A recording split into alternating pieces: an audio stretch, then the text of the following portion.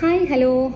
U എയിൽ freelance visa എടുക്കുന്നവർ വളരെയധികം സൂക്ഷിക്കുക. കാരണം ഫ്രീ സോൺ മെയിൻലാൻഡിൽ ഒരുപാട് കമ്പനികൾ ഫോം ചെയ്ത് അതിൻ്റെ കീഴിൽ 5-10 വിസയൊക്കെ എടുത്ത് ആളുകൾക്ക് ഇഷ്യൂ ചെയ്യുന്ന ഒരു പ്രവണതയുണ്ട്.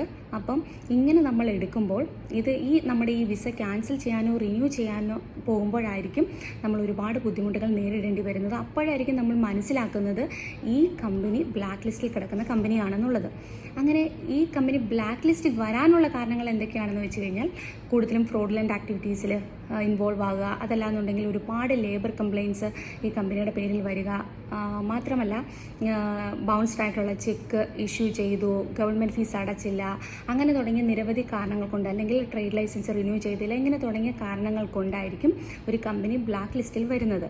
അപ്പം ഇങ്ങനെ ഉള്ള കമ്പനിയുടെ കീഴിലാണ് നമ്മൾ വിസ എടുത്തിരിക്കുന്നതെങ്കിൽ ആ വിസ ക്യാൻസൽ ചെയ്യാൻ നമ്മൾക്ക് ഒരുപാട് ബുദ്ധിമുട്ടേണ്ടി വരും.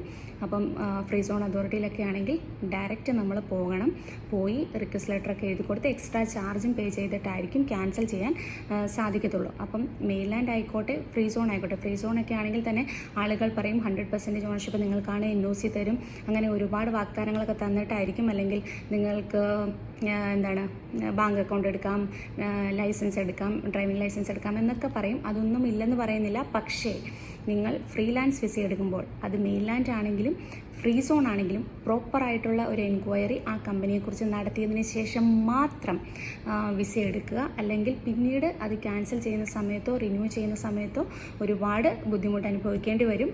അപ്പം നിങ്ങൾ പ്രോപ്പറായ എൻക്വയറിയിലൂടെ മാത്രം ഫ്രീലാൻസ് വിസ എടുക്കാൻ ശ്രമിക്കുക.